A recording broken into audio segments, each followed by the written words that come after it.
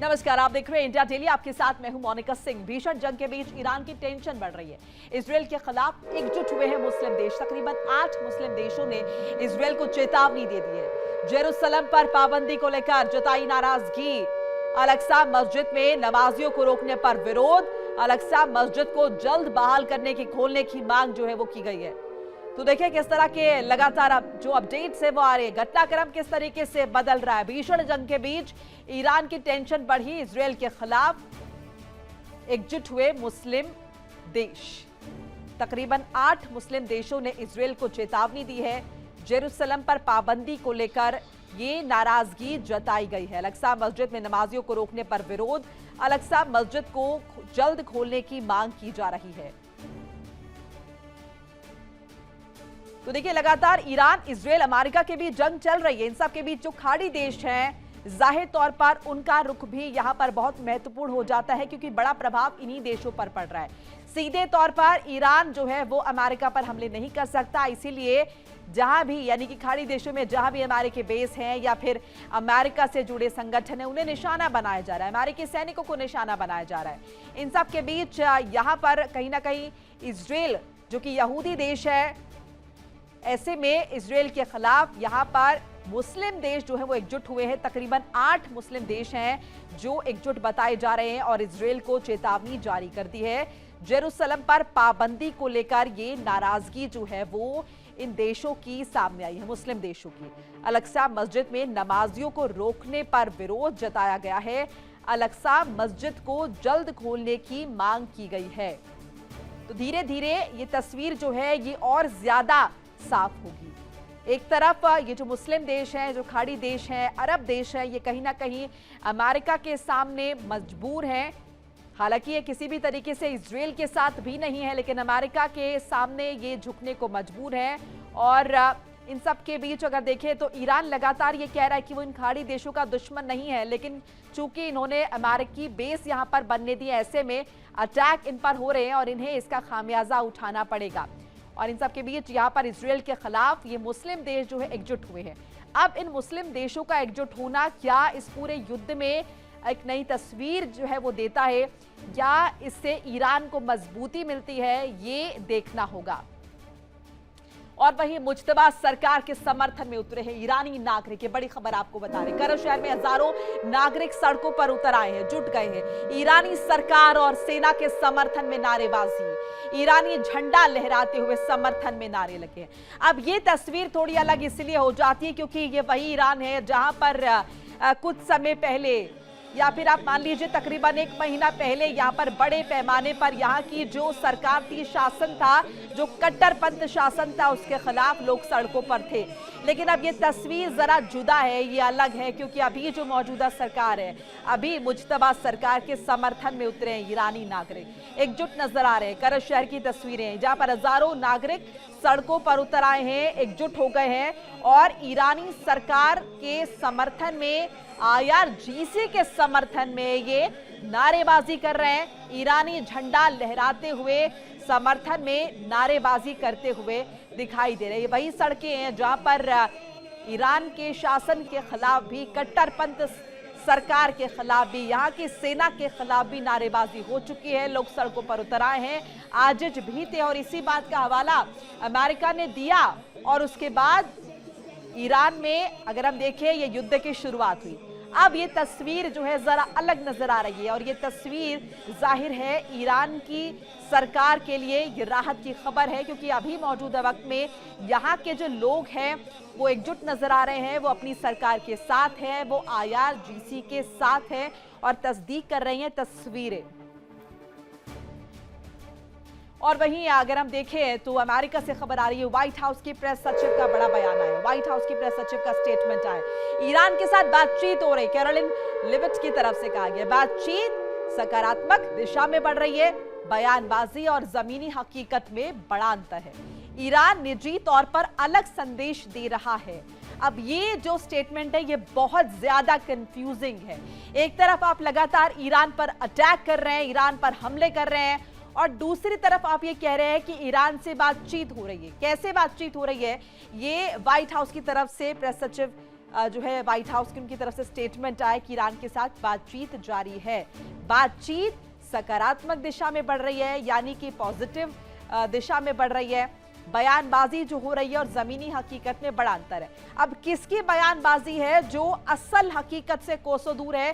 क्या ये बयानबाजी अमेरिका की है या फिर जो ईरान कह रहा है उसमें और हकीकत में बहुत अंतर है? ये इशारा किस तरफ है?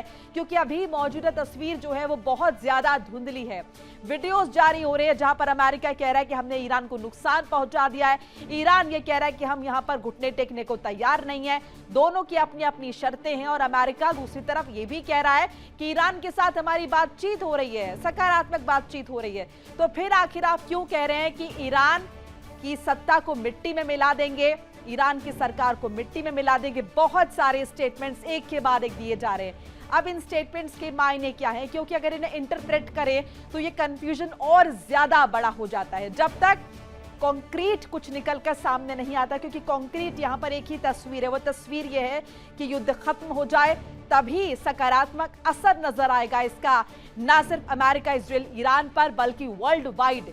क्योंकि इस वक्त इसका जो इंपैक्ट है, जो प्रभाव है, जो नकारात्मक इसका प्रभाव है वो पूरी दुनिया पर पड़ रहा है, ऊर्जा क्षेत्र पर पड़ रहा है, ऊर्जा भंडार पर पड़ रहा है। ईरान के साथ बातचीत हो रही है, कैरोलिन लेविट की तरफ से कहा गया है।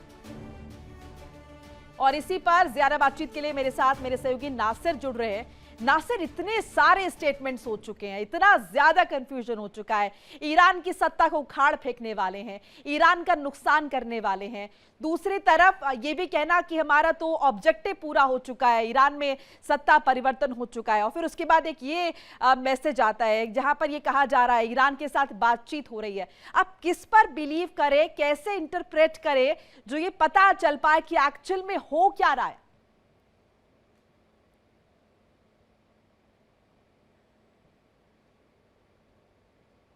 अनम्यूट कीजिए नासिर प्लीज अपने आप को।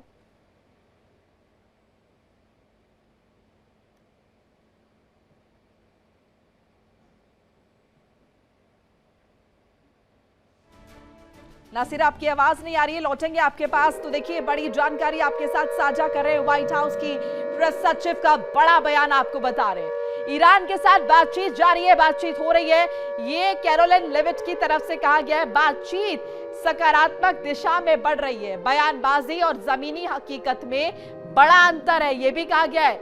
ईरान निजी तौर पर अलग संदेश दे रहा है, ये भी कहा गया है। अब एक तरफ ये वीडियोस ये क्या कह रहे हैं, क्योंकि इन वीडियोस के जरिए बताया जा रहा है कि ईरान को नुकसान पहुंचा दिया है और ईरान का खात्मा करके रहेंगे। इन सब के बीच एक और अपडेट बताते चले, यूए के अल धाफरा एयरबेस पर ईरान का हमला। यूए के अल धाफरा एयरबेस पर ईरान का हमला हुआ है। हमले को लेकर IRGC का बड़ा दावा हुआ है, यूएस कमांड और कंट्रोल हब को निशाना बनाया। ये एयरबेस यूएस सैन्य संचालन के लिए काफी महत्वपूर्ण है, काफी अहम है। यूएई और यूएस के अधिकारियों ने नहीं की हमले की पुष्टि। दावे के बाद क्षेत्र में सुरक्षा और तनाव को लेकर चिंता बढ़ी। तो एक के बाद एक अपडेट्स जो है वो लगातार सामने आ रहे हैं। यहाँ पर यूएई के अल धाफरा एयरबेस पर ईरान का हमला हुआ है। यूएई के अल धाफरा एयरबेस पर ईरान का अटैक, हमले को लेकर IRGC ने बड़ा दावा कर दिया है। यूएस कमांड और कंट्रोल हब को निशाना बनाया हमने। ये एयरबेस यूएस सैन्य संचालन के लिए काफी अहम है। यूएई और यूएस के अधिकारियों ने हालांकि इस हमले की पुष्टि नहीं की है। दावे के बाद क्षेत्र में सुरक्षा और तनाव को लेकर चिंता बढ़ी है। तो ये पहले भी कह चुका है, ईरान की खाड़ी देशों में जो हमले हो रहे हैं वो हमले इसलिए हो रहे हैं क्योंकि जहां भी यूएस कैंप है, यूएस बेस है, उन जगह को हम टारगेट कर रहे हैं। खाड़ी देशों पर सीधे तौर पर हमला नहीं कर रहे हैं। हालांकि यूएई और यूएस के अधिकारी ने अभी इन हमलों की पुष्टि नहीं की है जो ईरान की तरफ से हुए हैं। एक बार फिर से नासिर जुड़ चुके हैं मेरे साथ। नासिर, हमने इससे पहले स्टेटमेंट का जिक्र किया था जो है व्हाइट हाउस की तरफ से सामने है, जिसमें कहा गया कि पॉजिटिव बातचीत चल रही है, लेकिन उन सब के बीच हमले भी लगातार एक दूसरे पर किए जा रहे हैं। अब इसको किस तरीके से इंटरप्रेट करें कि वाकई में कोई पॉजिटिव बातचीत चल रही है? क्योंकि अमेरिका भले ही कह रहा है, ईरान इस बात को मानने को तैयार नहीं कि किसी भी तरह की बातचीत हो रही है। दूसरी तरफ दोनों की शर्तें बहुत कड़ी हैं और कोई भी झुकने को राजी नहीं यहाँ पर नजर आ रहा है। और फिर इन सब के बीच अमेरिका का ये कहना कि यहाँ की अगर हम देखें शासन को मिटा हटा देंगे, हम ये कर देंगे, ये किस तरीके से ओवरऑल इसको इंटरप्रेट करें और स्थिति मौजूदा वक्त में क्या नजर आती है?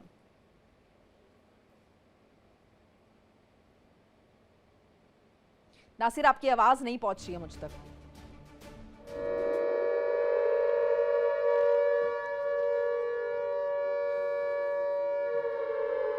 तो देखिए, बड़ी जानकारी आपके साथ साझा कर रहे हैं। आईआरजीसी का बड़ा दावा हमले को लेकर। और वही देखिए, ईरान ने मध्य इजराइल की ओर दागी है मिसाइल। बड़ी जानकारी आपके साथ साझा कर, ईरान ने मध्य इजराइल की ओर मिसाइल दागी है। मध्य इजराइल पर बैलिस्टिक मिसाइल से अटैक किया गया है। ईरान इजराइल में लगातार मिसाइल हमले जारी हैं, लगातार एक दूसरे पर अटैक किया जा रहा है। और ये बड़ी जानकारी आपके साथ साझा करें, ईरान ने मध्य इजराइल की तरफ मिसाइल दागी है, मध्य इजराइल पर बैलिस्टिक मिसाइल से अटैक किया है। ईरान इजराइल में लगातार मिसाइल हमले हो रहे हैं। यानी कि अगर देखें जिस तरीके से एक दूसरे पर ये मिसाइल्स दाग रहे हैं, जिस तरीके से एक दूसरे पर ये ड्रोन अटैक कर रहे हैं, ऐसे में ये जो स्थिति है बहुत ज्यादा गंभीर नजर आ रही है। एक बार फिर से नासिर से जुड़ने का प्रयास करते हैं। नासिर, आपको मेरी आवाज मिल रही है?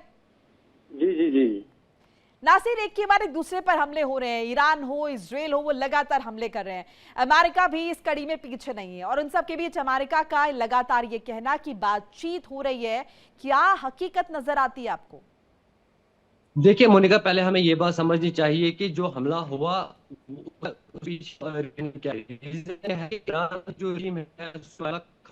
जो उसको चेंज करने की जो है बात हुई है, उसी पे यूएस और इसराइल ने दोनों ने मिलकर जो है ईरान पे हमले दागे और रिजिम चेंज करने के लिए जो है वो डिमांड की गई। उसके बाद हमने देखा कि कई सारे सोशल मीडिया पे जो डोनाल्ड ट्रंप है उन्होंने कई सारे पोस्ट्स किए कि जिसमें बताया गया कि बातचीत के जरिए जो है ये वार खत्म होने वाली है। लेकिन ऑन ग्राउंड रियलिटी की अगर हम क्या करेंगे, ऑन ग्राउंड रियलिटी में अगर देखा जाएगा, दिन ब दिन ये अटैक्स बढ़ते जा रहे हैं। पहले कुछ मेन सिटीज जैसे तेहरान था, कोम था या टेलीविव था, जर्नलिज्म था, ये पहले जो है इफेक्ट हुए थे। लेकिन अब अगर देखा जाएगा साउथ पोल से लेकर नॉर्थ पोल से लेकर ईस्ट पोल तक जो है दोनों कंट्रीज में, चाहे ईरान की बात करें, इसराइल की अगर बात करेंगे या जॉर्डन की बात करेंगे, तो उन पे जो है हमले लगातार दागे जा रहे हैं। उसके साथ साथ जितने भी यूएस के प्रॉक्सीज है, चाहे हम जॉर्डन की बात करें, कतर की बात करें, ओमान की बात करें, सऊदी की बात करें, दुबई की बात करें, यूए की बात करें, उस पर भी ईरान जो है लगातार उन पे भी जो है मिसाइल, बैलिस्टिक मिसाइल, ड्रोन्स के जरिए जो है उन पे भी जो है हमले किए जा रहे हैं। अगर ग्राउंड रियलिटी की अगर बात करें तो दिन ब दिन जो आज से 10 दिन या 20 दिन पहले जो तस्वीरें थी, जंग की जो सिचुएशन थी, वो अब दिन ब दिन जो है वर्सन होती जा रही है, दिन ब दिन वो बढ़ती जा रही है। यानी कि दिन में जो अटैक्स बढ़ते जा रहे हैं। उसी के साथ जो ईरान के प्रॉक्सीज है, चाहे हम हिजबुल्लाह की बात करें, लेबनान की बात करें या जो इराक में उनके प्रॉक्सीज है, उनको भी जो है एक्टिवेट किया गया है। कुल मिला के देखें, ईरान ने फिर से एक बार स्लीपर सेल्स को जो एक्टिवेट किया है, जो अब ईरान जब इसराइल और यूएस के प्रॉक्सीज जितने भी कंट्रीज में है, चाहे यूएस बेसिस की बात करें, होटल्स की बात करें, सिक्योरिटी फोर्सेस की अगर बात करें, उनको भी जो है लगातार निशाना बनाया जा रहा है। कुल मिला के अगर देखा जाए अब हालात जो है बढ़ रही है। कुछ और कंट्रीज जो है इसमें इन्वॉल्व हो, जैसे यमन जो है, और बहुत सारे प्लेयर्स जो है वो इस युद्ध में कहीं ना कहीं और ज्यादा पार्टिसिपेट करते हुए दिखाई दे रहे। बहुत बहुत शुक्रिया नासिर आपका तमाम जानकारी बातचीत साझा करने के लिए। इस बीच एक और बड़ी खबर आपको बता रहे थे, ईरान के कई इलाकों में हवाई हमले हुए हैं।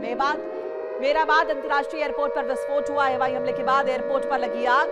हमले के बाद धुएं का गुबार उठता नजर आया। हमले की अभी आधिकारिक पुष्टि नहीं हुई है। तो ये बड़ी जानकारी आपके साथ साझा करें। तेहरान के कई इलाकों में हवाई हमले हुए। मेहराबाद अंतर्राष्ट्रीय एयरपोर्ट पर विस्फोट हुआ है। हवाई हमले के बाद एयरपोर्ट पर आग लग गई है। हमले के बाद धुएं का गुबार उठता हुआ नजर आया है। हालांकि अभी आधिकारिक तौर पर कुछ भी कहना सही नहीं होगा, आधिकारिक पुष्टि नहीं हुई है, लेकिन लगातार हमले जो है किए जा रहे हैं। अमेरिका वीडियोस भी लगातार शेयर कर रहा है और इस बात को पुष्ट करने की कोशिश कर रहा है कि वो किस तरीके से हावी हो रहा है ईरान पर। और ईरान के चाहे हम बिजली संयंत्र की बात कर ले या फिर हम वहां पर जो जल प्रवाह है उस पर अगर हम देखें उसे नुकसान पहुंचाने की बात कर ले, ऊर्जा क्षेत्र की बात कर लें, लगातार ये कोशिश अमेरिका की तरफ से की जा रही है। या फिर जहां पर मिसाइल हथियार निर्मित हो रहे हैं उन जगहों को टारगेट करने की बात की जाए, ये कोशिश लगातार अमेरिका कर रहा है कि चौतरफा वो ईरान की कमर तोड़े और ईरान को घुटने पर लाए ताकि वो बातचीत की टेबल पर कमजोर हो और युद्ध जो है वो रुके, वो भी अमेरिका की शर्तों पर।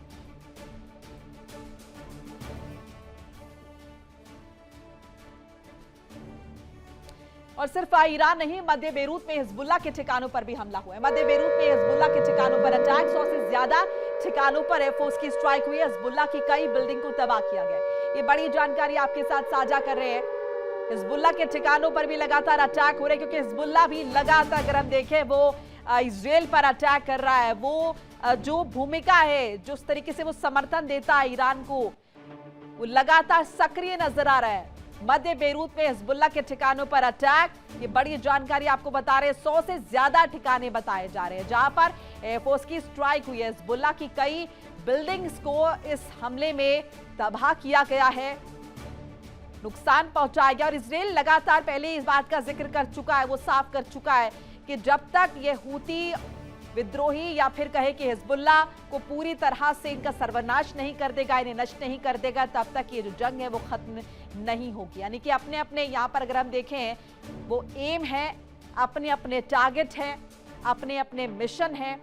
जैसे कि अमेरिका चाहता था कि यहाँ पर सत्ता परिवर्तन हो, वहीं दूसरी तरफ इजराइल लगातार इस बात का जिक्र कर रहा है कि हिजबुल्लाह का खात्मा होना चाहिए। देखिए इंडिया डेली 24/7 अब आपकी स्मार्ट टीवी पर। इंडिया डेली मौजूद है सभी डिजिटल प्लेटफॉर्म पर लाइव और लगातार। इंडिया डेली 24/7 हर दिन राष्ट्र को समर्पित।